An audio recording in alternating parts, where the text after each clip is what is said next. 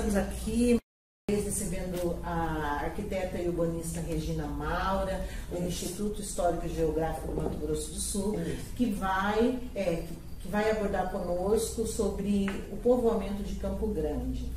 Regina, sinta-se acolhida. Nós, a Secretaria, está muito satisfeita em recebê-la. É um prazer tê-la aqui. Eu sou Regina Maura, sou arquiteta urbanista e sou formada há 40 anos. Como formação, vim de Campinas, da PUC de Campinas, né? Mas a gente vai passando, nesse tempo todo, a gente passa por muitos caminhos, né, de formação. A nossa formação, acredito, que não é apenas a formação acadêmica, né, mas o que a vida vai levando a gente a se dedicar a estudar, né? Então, hoje, o que eu gostaria de focar, Edneia, é na ocupação. Não tanto no povoamento, no sentido de quem está ocupando, mas, na verdade, como está ocupando. Então, como que foi essa ocupação da cidade de Campo Grande, né? Que tem uma forma, um caminho de ocupação desse território até se tornar capital, e que depois modifica a sua forma de ocupar, né? Então a gente vai ver que no começo, toda vez que fala a gente está careca, né, de falar disso, que a fundação de Campo Grande veio, a ocupação começou no encontro do Córrego Prosa com o Córrego Segredo, e que daí vem o Córrego Ganhambezinho, mas sempre fica naquele miolo do Córrego Prosa com o Córrego Segredo. De fato, isso é um dado histórico. A gente começa a ocupação mais centralizada, mais adensada nesse miolo, né, na Rua 26, Rua 7, né? A coisa vai acontecendo ali e depois a cidade vai se espalhando. Mas ela vai se espalhando ainda de forma concentrada, ainda de forma compacta. Então ela vai se espalhando desse núcleo. Nós vamos ter o primeiro traçado em xadrez, o arruamento, que é do Javari Bahrein. Então essa ocupação ela vai se dando de forma compacta até principalmente na década de 70. Mas ela não foi um propósito organizado, ela foi uma... Você sabe que foi. Foi? Campo Grande tem uma característica que, para a sua idade, né, nós tivemos aqui na nossa forma de ocupação, desde muito cedo já tiveram traçados urbanos.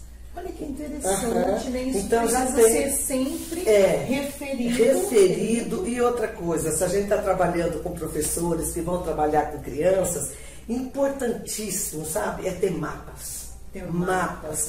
A gente temos que levar as pessoas a reconhecerem seu território.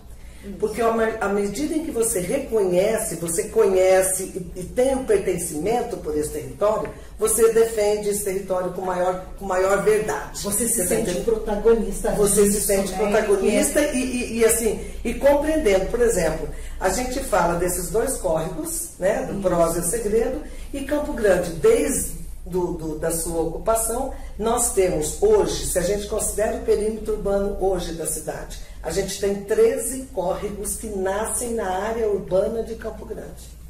Ou seja, a gente já tinha isso, porque esses córregos fazem parte da rede hidrográfica. Eles não surgiram agora. Desde o começo já se tinha isso. Mas a cidade foi se ocupando sem dar a devida atenção a essa característica do território, a essa realidade, né? As condições pré-existentes desse território. Sabe? A maior parte dos arquitetos, na sua atuação, que atuam com o edifício, pensa que a cidade, que o espaço se dá do solo para cima. Entendi. O planejamento trabalha do solo para cima, tem que reconhecer esse território. E nós fomos ocupando a cidade, e aí eu te falo, na década de 1910, a gente teve esse primeiro traçado, que foi o traçado de Bahrein, depois tem o arruamento, aí vai fazendo o rocio da cidade, mais indo para o norte, aí vem Falamos de rocio, Você consegue dar um direcionamento mais específico para que essa criança entenda o que seria esse Rocio? O Rocio é uma definição lá no início da ocupação da cidade, que é assim: a cidade começa no miolinho central, Rua 26, a Rua 7, Prosa, isso, Prosa e Segredo. Começa ali, vamos dizer, no final de 1800, né? E daí vai vir o primeiro arruamento, que é o traçado da cidade, que já é característica da nossa área central e tal, que ela avança um pouquinho, ela vai para norte, ela vai para 14, né? Da 26 ela vai ali para 14, indo como se fosse para Mato Grosso, para a Avenida Mato Grosso. Então para norte é isso, né? Vai indo assim. E aí o que acontece? O Rocio, ele vai, naquela época, o Rocio seria como se fosse o que é o perímetro urbano. Ou seja, define uma área que já com traçado também. Aí nós vamos ter a Estrada de Ferro, que vai vir em 1914, que vai trazer todo esse desenvolvimento da área central e puxar para aquele anel que faz lá, aquela ferradura que nós temos na coisa. Nós estamos falando da direção norte, vamos dizer assim, isso, tá? Porque fica legal assim, né? Aí esse Rocio vai ser traçado, né? Você me fala sobre os 13 rios, né? Que eu acredito, eu não sei, é uma curiosidade também. Esses 13 rios que não são memorados e não são representados, né, nessa história de Campo Grande, nós conhecemos Campo Grande a partir de Prosa e Segredo. Né? Então, porque eu acho que não houve, mas olha só, vou te dar uma outra janela para você olhar esses rios, tá? Que é assim. Esses rios existiam, certo? E a gente, quando tem mapeado, muitos dos mapas, apesar de que eu tenho material que depois você vai disponibilizar, né, com as referências e tudo, então isso, hoje em dia tem bastante material mostrando a existência desses córregos na ocupação da cidade, no processo de ocupação da cidade.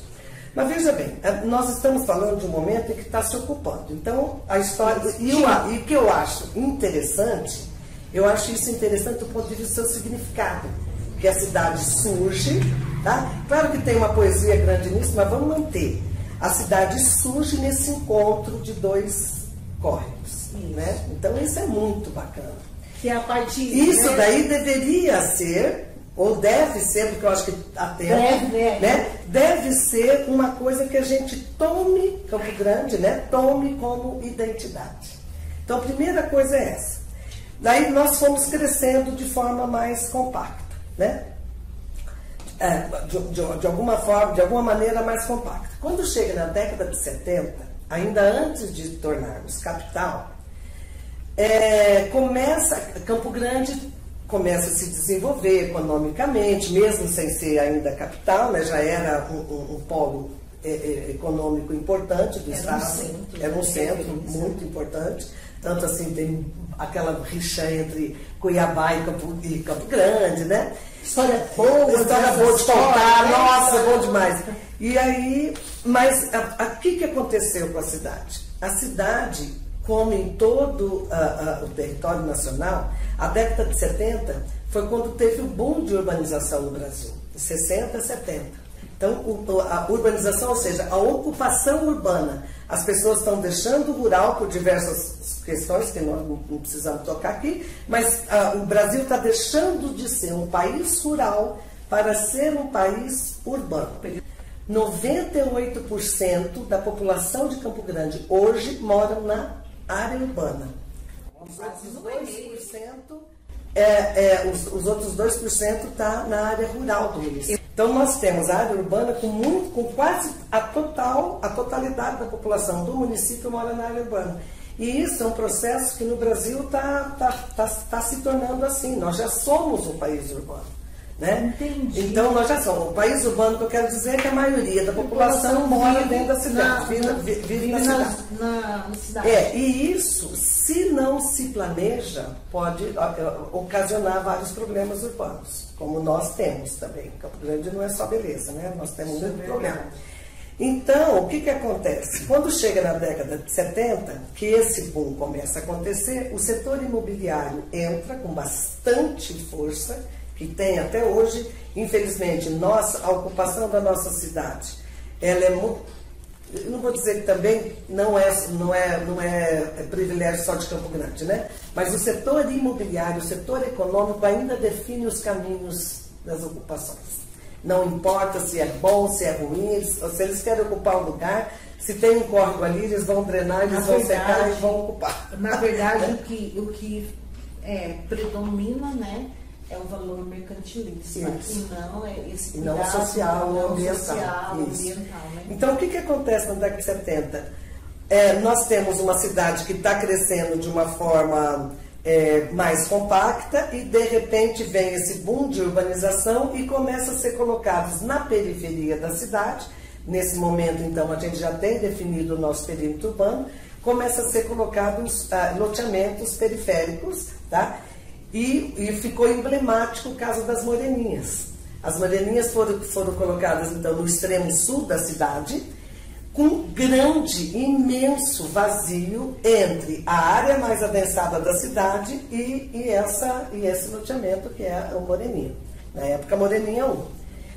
E é tão discrepante isso que teve um tempo, na década de 80, que os moreninhos queriam ficar independentes, queriam ser um distrito de Campo Grande, porque era um vazio muito grande. E esses vazios urbanos, eles acabaram sendo característica da nossa ocupação. E isso encarece a cidade,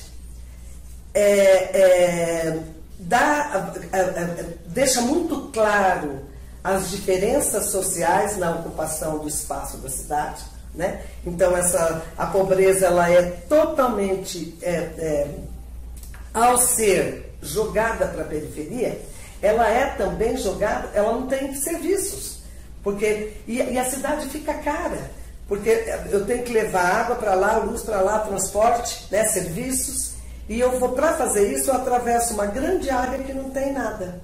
E quem ganha com isso são os grandes proprietários urbanos, né? Isso é lamentável, porque a gente cria um cenário lindo, né, do seu centro, e um cenário de um estereótipo muito ruim nas suas margens. Elas não existem. E elas não existem, as margens não existem. E assim, reflete muito negativamente dentro do processo educacional, que é o que nós estamos falando. Isso. Porque hoje a gente lida com outras situações que foram propositalmente organizadas. Né? Propositalmente, que eu acho, não no sentido social, assim, mas econômico, socioeconômico, sem dúvida. Né? Elas foram, não se pensou. Quando chega, mas olha que legal, aí nós tivemos no final de 70, viramos capital, um pouquinho antes disso, Jaime Lerner veio para cá e fez diretrizes urbanísticas, ele fez um plano de expansão. Jaime arquiteto e urbanista, que foi referência em planejamento urbano mundial. Ele é do Paraná, ele é de Curitiba, pelo governo. Pelo governo do período. Não, nós temos, na época que ele veio para cá, era a prefeitura, né? Aí já foi prefeitura do Lúdio Coelho. Esqueci o nome dele.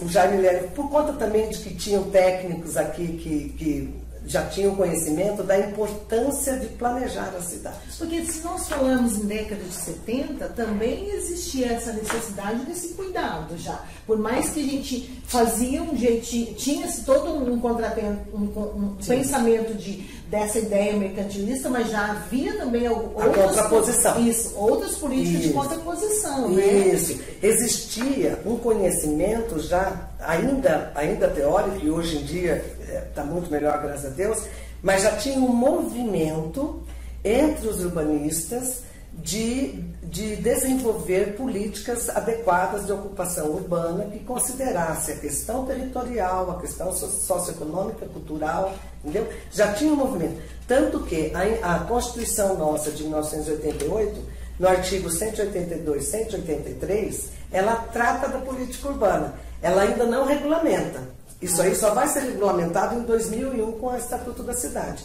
Mas a Constituição, ela demonstra que já existia um movimento grande, que começa lá em 70, em favor, né, de se elaborar políticas mais assertivas na ocupação do espaço da cidade, né? Então eu acho que, assim, do ponto de vista técnico, talvez eu vou falar uma coisa, não sei se você está cansado de saber, ou talvez não saiba, né? Mas é assim, do ponto de vista técnico, Campo Grande sempre foi de ponta. Nós tivemos, claro, essa ocupação espalhada, que é muito estudado, os vazios urbanos de Campo Grande. Eles são referência em estudos urbanísticos, Campo Grande como uma cidade que se espalhou num grande perímetro e que foi formando vazios, e isso encarece a ocupação da cidade, né? Encarece para todos, porque quando eu falo que nós tínhamos o centro, Moreninha aqui, e aqui era um vazio, que tinha que passar energia, água, quem está pagando por isso? Todos os munícipes. Agora não é só o dono da terra que está sendo agora eu consigo compreender o significado de Campo Grande, uma cidade cara. Né? Campo Grande é uma cidade cara. E às vezes a gente só fala disso do termo corriqueiro, do dia a dia, né? Do senso comum. E ele tem um fundo territorial de uma ocupação realmente. E agora eu quero resguardar aqui o seguinte: como a intenção de tornar a Moreninha a periferia e deixar bem longe, não dá um posicionamento, como eu vou te dizer assim, uma pretensão de que tivesse esse centro urbanístico aqui e que essa cidade fosse sim uma cidade de elite cara, realmente. Então, isso esse é o fundamento do pensamento do mercado imobiliário, né? O mercado imobiliário, ele cria essas diferenças, né? Porque você vê, agora, as diferenças, elas existem no nosso mundo capitalista. Normal, as diferenças existem. Não, eu posso ser diferente de você. Eu posso morar lá na Moreninha e você mora no Jardim dos Estados, na Chácara Cachoeira. Você tem condição de morar lá, você deseja, você quer, você pode, você mora lá e eu moro aqui. Nós temos condições diferentes. O que essa diferença foi gerando ao longo do tempo foram as desigualdades. Então, uma coisa é você ser diferente no sentido material da palavra, né? Diferente, ou nessa condição. Agora, isso se tornou desigualdade. E isso que eu quero dizer com isso. Você mora na Chácara Cachoeira, você tem boas ruas, boas praças, né? Uma boa arborização e tal. Eu moro na Moreninha, eu tenho que ter também as mesmas coisas. A desigualdade não se aceita. A diferença, nosso sistema admite. E as desigualdades, esse setor econômico criou. Porque a desigualdade me impede, quando eu estou num espaço desigual, eu fico impedida, eu não tenho... Eu acho que eu não tenho aquelas benesses que tem lá no bairro Nobre, porque eu não tenho dinheiro. E não tem nada a ver. Né? Você tem que ter tudo aqui, de bom aqui também, de bom dentro das suas condições. E aí, mas aí, bom, tem essa situação, e aí o que acontece, voltando para o nosso processo de ocupação? Quando chega no final da década de 80, Campo Grande vai ser, isso eu adoro falar, porque eu tenho orgulho disso. Eu cheguei aqui em 88, em 89, Campo Grande foi a primeira cidade do Brasil a ter uma carta geotécnica de toda a sua área urbana. O que é carta geotécnica? Carta geotécnica é um mapa que analisa o solo da cidade. Então, mapeou-se todos os córregos no final de 80. Aí apareceram os três. Todos. E aí classificou isso. Carta geotécnica, Edneia, ela é um mapa da cidade. Né? Como vocês estão vendo aí, a carta geotécnica, ela é um mapeamento de todos a rede hidrográfica dentro do perímetro urbano de Campo Grande. Foi a primeira no Brasil, a Campo Grande foi a primeira a ter isso. Somos pioneiros. Nós somos pioneiros em diversos instrumentos de planejamento. Certo. Por incrível que pareça, sim. Então, por isso você vê a força do setor imobiliário, que ele empurra tudo para baixo, né? Ele desvaloriza. Então nós temos esse mapa, essa carta geotécnica, e a partir daí foi feito também, na verdade começou junto, mas a carta geotécnica foi publicada depois. Nós tivemos também a nossa lei do uso do solo, que define as condições de ocupação da cidade. A lei do uso, ocupação e ordenamento do solo. Ela é responsável, em todos os municípios, não foi só Campo Grande, ela é responsável por definir os critérios de ocupação da cidade e as áreas que são restritas e tal. Aí nós tivemos essa carta geotécnica. Carta geotécnica feita por técnicos da prefeitura, na época a coordenadoria, que era o Planurb, é o Planurb atual, né? E com consultoria do IPT de São Paulo. Então foi assim, foi muito interessante o processo de elaboração dessa carta, o mapeamento. Então tá todos os córregos lá. Aí, o que aconteceu? A ocupação da cidade de Campo Grande começa então a prestar atenção nessa realidade. Entendi. Que é o que vem, é o reconhecimento desse território. Então aqui não pode. Para nós urbanistas, quando aconteceu a carta geotécnica, a gente falou assim, nossa, uau, que delícia, né? Nós vamos ter, nossos vales serão verdes, né? Mas, ai, que delícia, né? Porque aquilo estava mostrando, né? Sinalizando ali. Sinalizando. Olha, aqui é a bacia do Lagoa, aqui é do Prosa, aqui é do Ibiruçu, aqui é do Lagoa, né? Bandeira, né? As bacias dos córregos, né? E aí, em 1995, foi feito o primeiro plano diretor de Campo Grande. Porque o do Jaime Lerner foi um estudo mais setorial. O plano diretor, o que ele faz?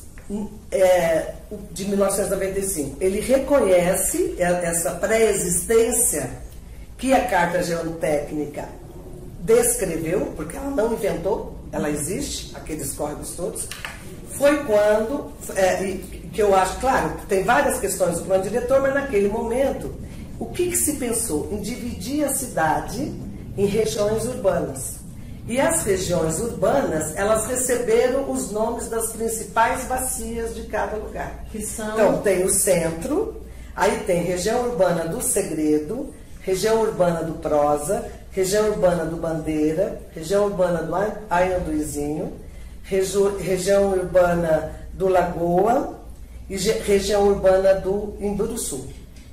Então, quando se desmembra a cidade dentro dessas regiões, vocês estão tendo cuidado nessa carta de 1995 de manter essas nascentes, né? Não só manter as nascentes, mas a intenção era, primeiro, quando eu reconheço essas regiões urbanas, a ideia na época, mas isso não teve continuidade nesse processo, a ideia era fazer um plano, o que a gente chamou de plano local na época, para cada região urbana.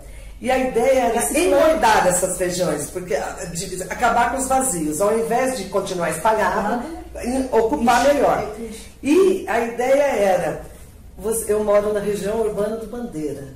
Então, eu me identifico com o meu território. Eu moro na região urbana do Bandeira, meu córrego, eu moro na região urbana do Segredo. Então, a intenção na época de criar essas regiões, além de ser o reconhecimento, a reverência, né, ao meio ambiente, às realidades. A simbologia, a natureza. É isso. Mas também que tinha um cunho, que nós acreditávamos na época, cultural e social bastante forte. Porque aí eu me identifico. Como é que você cria a identidade de um lugar? É se apegando a ele, conhecendo, veja bem, o que é legal da gente pensar sobre Campo Grande, né?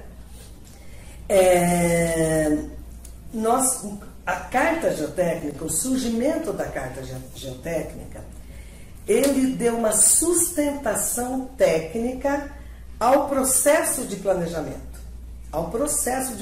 Porque o planejamento urbano é um processo. O plano diretor, ele fala de um momento, vira uma lei. Mas o planejamento urbano é um processo. A Carta Geotécnica, ela teve essa intenção, e isso, a valorização tinha-se naquele momento, sempre teve, sabe? Eu acho que nós, na Prefeitura de Campo Grande, temos grandes técnicos. Temos excelentes técnicos que muitas vezes não conseguem fazer o seu trabalho por imposições outras que é fora da sua habilidade, né? Mas naquele momento, essa questão urbanística estava assim fervendo no Brasil inteiro, tinha acabado de entrar na Constituição Federal. Foi uma vitória que vocês não imaginam, o que é você colocar 2 artigos na Constituição Federal sobre a política urbana. Sim. Então estava todo mundo muito confiante desse processo. E a Carta Geotécnica, por também insistência de uma geógrafa específica, Maria Aparecida, ela é falecida. Pode citar. Ela fez isso, conseguiu montar uma equipe, claro que todos juntos, que os chefes dela, essa coordenação, o Planurb estava também começando naquele momento. Então estava tudo muito, sabe, muito novo, muito propício, estava acontecendo, foi uma conjunção muito bacana. Aí teve a Carta Geotécnica. Do ponto de vista histórico, em seguida, né? Porque em 89 e 95 veio esse na sequência, né? E 95 foi quando o plano se virou lei, mas o processo dele começa uns 2, 3 anos anteriores. E esse processo de discussão foi interessante, porque começou-se então a olhar a cidade. Nós tínhamos mais instrumentos, nós tínhamos agora uma Carta Geotécnica que nos gritava o tanto de córrego que tinha nessa cidade. Nossa, e essa água não faz parte nem da nossa memória, não faz parte da nossa paisagem, né? E a gente olhava tudo aquilo com vontade de que aquilo fosse reconhecido. E ao mesmo tempo, uma das grandes preocupações era atacar os vazios urbanos. Era dar condição que não tivesse tanto esses vazios, porque esses vazios são improdutivos. Não cumprem a sua função social e eles não têm que existir. Tá bom. Então teve, em 95, essas regiões urbanas, aí esses nomes das regiões urbanas, na ideia de identificar, só o centro que ficou como região urbana do centro e as outras regiões ficaram com o nome de suas principais bacias. E também teve uma intenção, porque o centro já estava começando a perder a sua vitalidade econômica, que em 89 veio o Shopping Campo Grande. O centro sofreu um grande impacto, o comércio da área central. Então começa a perder a sua vitalidade econômica, os prédios começam a se degradar e a gente entende que o centro da cidade, o coração da cidade é o espaço de catalisação de toda aquela vida urbana. Ele tem uma importância. Então por isso o centro, não por causa geográfica. Então qual que era a intenção nesse processo? Era ter o centro que se desenvolveria e ter cada região urbana também se desenvolvendo, criando seus próprios polos de desenvolvimento econômico. A partir da sua identidade, a partir da sua vocação, das suas especificidades. Sabe, a gente encontrou fábrica de jeans, fábrica de lingerie, fábrica de camisa, cada um no lugar, muito interessante. E foi mantendo aquilo ali, não deslocando. E isso foi. Quando chega... Em 2001 veio o Estatuto da Cidade e em 2006 o plano diretor teve a primeira revisão, porque tinha que se adequar ao Estatuto da Cidade. Ótimo, perfeito. O que acontece nesse processo? Nesse processo nós tivemos também, porque assim, você faz uma lei, o técnico faz um plano desse, daí ele vai para a Câmara para discutir e ser votado, né? Então aí ele pode mudar. Então você tem que acompanhar até o processo, você tem que ficar educando o vereador para votar do jeito que você acha certo. Aí, essa revisão do plano diretor de 2006, ela já distorce um pouquinho essa visão de região urbana. Por quê? Para se adequar ao Estatuto da Cidade, o Estatuto da Cidade pede que você divida a cidade em área de urbanização restrita, onde pode ocupar mais, área de ocupação prioritária, onde é prioridade se ocupar, área de ocupação secundária e área de ocupação restrita. E o desenho, vocês verem como que o desenho, o mapa, a compreensão da realidade do território é importante. O desenho disso acabou retornando a um crescimento do centro para a periferia. O que se pretendia no plano de 95 ia destruir essa ideia de periferia, porque cada região urbana teria seu próprio desenvolvimento. Quando você define leis de ocupação que parte do centro para a periferia, essa periferia volta a existir no conceito clássico de marginalidade econômica, que eu quero dizer, né? Então, isso eu achei que já assim, descaracterizou o que a gente queria, acabou com a coisa da região urbana, né? Frustrou. Mas ser urbanista é saber conviver com a frustração, que nem a educação também, né? A gente tem as coisas. Aí, tá. Teve essa primeira revisão, e o que mais é importante também falar, houve, agora já há pouco tempo, uma revisão da Carta Geotécnica. A Carta Geotécnica, se vocês veem, se vocês acompanhando, vocês estão vendo, acompanhando os 3 mapas do plano diretor, vocês vão vendo como que aquela realidade que a Carta Geotécnica disse que tinha, e que de fato tinha, ela foi desaparecendo. O que significa desaparecer? Significa que eu tenho... Eu vou pegar o seu, tá? Significa que eu tenho um córrego aqui, uma área aflorante, aqui não pode ocupar porque o lençol freático é aflorante, não vai aguentar a fundação e tal. Vem alguém que quer construir aqui, ele drena, ele faz um encanamento, todo um processo de engenharia, tira essa água daqui e constrói. Você entendeu o que eu estou dizendo? Constrói aqui. O que aconteceu? Eles, então, fizeram está se fazendo, né, que tem que fazer uma atualização dessa carta geotécnica, porque muitas daquelas áreas que antes eram lençol aflorante, deixou de ser porque foi drenada. Então elas são escassas porque elas foram extintas. Elas foram extintas, mas a água cobra conta. Então as enchentes, as coisas todas, a água que está ali, ela foi drenada, mas o solo tem aquela característica. Então quando chove, vai causar alguma coisa. A ocupação da cidade do ponto de vista ambiental, reconhecendo as suas características ambientais, é saúde da cidade. Ocupar a cidade como se as águas não existissem é dizer, vai ter enchente amanhã. Entendeu? E a gente viveu isso em Campo Grande. Então a gente vê grandes enchentes frutos de uma ocupação que não respeitou instrumentos que já eram existentes. O que mais me incomoda é o fato da gente já ter esse instrumento e a gente simplesmente não seguiu. Por diversas questões. Descartou. Aí vem o plano diretor agora de 2018, que é o atual, na sua ocupação, também seguindo os ditames do Estatuto da Cidade, mas assim, seguindo com uma leitura meio enviesada.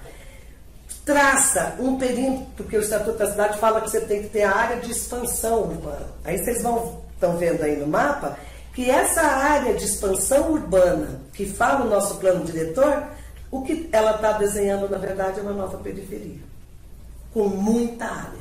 Ou seja, nós estamos, do jeito que Campo Grande está seguindo a sua ocupação, olhando esses mapas, aí eu não estou falando se o processo foi legítimo, não foi legítimo, não é isso, eu estou dizendo do resultado, quando você compara os mapas. Do jeito que nós estamos indo, nós estamos aumentando essa área de periferia, aí sim, eu vou dizer para você, com interesse específico imobiliário, especulativo, interesse do capital, mercantilista, que leva essa periferia, que aumenta mais ainda o perímetro da cidade e que vai ocasionar os rios urbanos. Com o agravante de que agora nós sequer temos uma carta geotécnica que retrate a real verdade. E as regiões urbanas viraram isso que você falou anteriormente, viraram apenas elementos de administração política, né, financeira, coisa e tal, que eu quero dizer, não do mercado, né, de administração, da gestão da cidade do ponto de vista administrativo. Ela perdeu o que ela nunca teve, porque nós nunca... Que é a identidade que a gente queria ter criado, né, que essas regiões urbanas significassem de fato um reconhecimento, uma afetividade do cidadão. Eu só acredito numa cidade que seja ocupada, que é aquilo que você fala que para você é excesso, né? esse sentimento de imediatamente querer pertencer. Né? Como é que eu pertenço ao meu lugar? Reconhecendo, né? Então nós estamos. Agora, vou te dizer, acabaram todos os córregos? Não, eles estão aí. Por exemplo, o córrego Maracaju, muita gente não sabe que ali embaixo da rua Maracaju passa um córrego que vai desaguar lá no Segredo, que é o córrego Maracaju, que foi canalizado, né? E tem a rua lá. Esse córrego, embaixo da onde é o Sams, que era o Walmart antes, nasce um córrego que chama Réveillon. Esse Réveillon, ele atravessa Mato Grosso, vai pelas cunhas ali, não lembro o nome, Isabel, Brasil, não sei, e deságua no Maracaju, que é embaixo, cuja nascente é embaixo do extra da Maracaju. Né?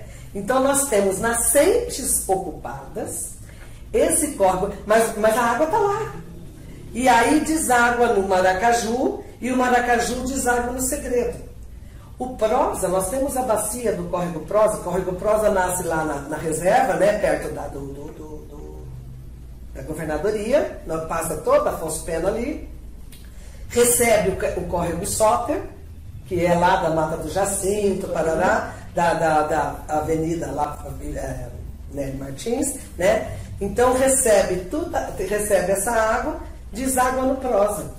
E ali na Afonso Pena, quando nós tivemos aqueles grandes enchentes, né, foi justamente no processo de ocupação. O que contribuiu muito, não foi a única coisa, mas o que contribuiu muito foi o processo de ocupação da Mata do Jacinto, que pavimentou demais, né? Ou seja, aumenta a área impermeável, né, e faz com que essa água venha com maior força. Então a gente tem que compreender que ocupar a cidade de forma saudável, e não é, eu não vou nem, claro que a sustentabilidade, a questão ambiental, nós estamos falando de saúde, nós estamos falando da construção de uma cidade saudável, que engloba tudo. A cidade saudável engloba o bem-estar físico, econômico, espiritual, emocional, né? Nós estamos falando de viver numa cidade que me acolha e que acolha as próximas gerações. Para fazer isso, eu tenho que entender o sistema de águas dessa cidade. Eu não posso, veia, nós sabemos, eu não posso cortar uma veia e depois vir, como que é isso? Né? Sem necessidade. Claro que depois do problema colocado, nós temos que atender a tentar resolver.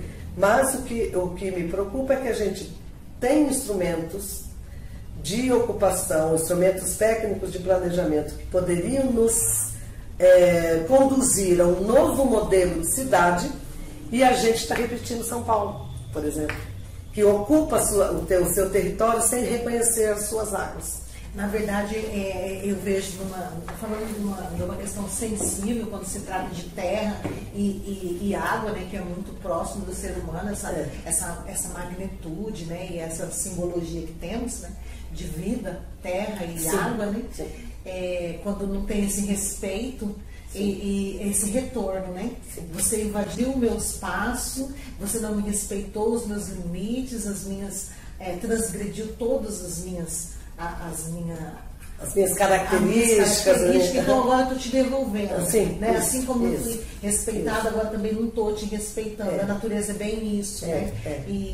E o Campo Grande poderia ser ainda uma cidade com maior projeção, né? Sim, se tivesse claro. mantido algumas coisas que está garantido. E eu acho que ainda podemos. Se a gente... Então, isso tudo que eu estou falando são situações, porque assim, olha, nós temos que ter visão otimista, né? Se a gente não tem, por exemplo, se tudo que a gente faz, a gente achar que não vai valer nada, então você não faz.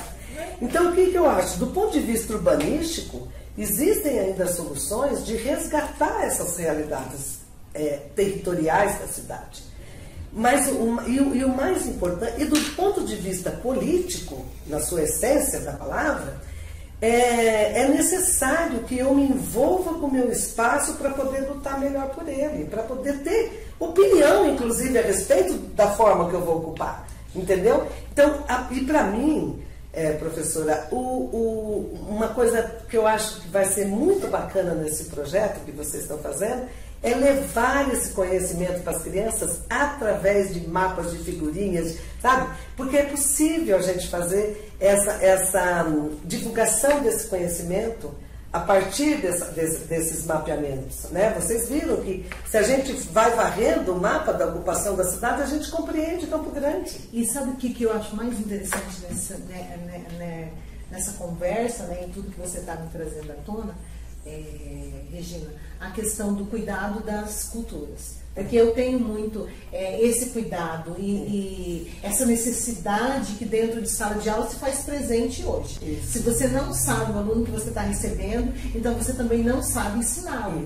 E quando a gente fala de mapeamento da cidade, isso, com essa separação nas suas nascentes, isso, mantendo as suas culturas, o seu desenvolvimento econômico, para valorizar aquele contexto daquela sociedade ali dentro dos seus limites, isso, das suas prioridades, das suas necessidades, isso é muito importante, porque quando a criança se identifica ali, eu pertenço, eu sou responsável por isso aqui, sou protagonista dessa história, e aí tudo flui melhor. Isso. E aí uma brincadeira boa que pode fazer isso, né? Levar isso para a criança e fazer. Você mora onde? Ah, então você é da região do Segredo. Você já foi no Segredo, no Córrego? Você já viu como é que ele está? Né? Levar a criança a olhar isso, né? E ela vai desenvolver, porque a criança tem está aberta a receber. É mais sensível, né? É mais sensível, mais esses olhares, né? É mais sensível e é mais rápido, né? Para ele. Esse contato é mais próximo. Tem menos filtro. Tem menos o adulto tem filtro demais. Isso. Aí já começa a colocar um monte de outras coisas na interpretação da realidade. A real é que nós temos que voltar a ser os olhos infantis. Regina, nós saímos desse... olha melhor. Nós saímos desse contexto de Campo Grande e tornando esse cidadãozinho aqui, né, campograndense, representante da sua cultura, da sua identidade, protagonista da sua história, e conseguimos colocar ele como um ser humano seguro, protagonista do seu papel no mundo, né? Isso, porque se ele consegue se identificar aqui, isso, ele consegue se identificar responsável por esse desenvolvimento humano, sociopolítico e econômico no mundo, né? Isso que é a nossa grande proposta, né? Que é o que eu sonho, que eu almejo, e acredito que essa secretaria também pensa igual, né? Gostaria de agradecer Regina, arquiteta urbanista da cidade de Campo Grande, pela disponibilidade de estar aqui conosco. Foi uma manhã prazerosa, nos encheu de muita sabedoria, de muito conhecimento. Muito obrigada. Conte sempre conosco. Eu que agradeço, Edneia, em seu nome agradeço a toda a secretaria, e para mim é um prazer imenso. Eu ficaria aqui batendo papo um tempão. É um prazer imenso, e assim, poder trazer um reconhecimento da cidade a partir de seus elementos ambientais, né? Nesse caso aqui nós falamos das águas, né? Isso. Mas tem muita coisa para ser dita e para ser construído ainda na nossa cidade, Morena. Olha, obrigada a você.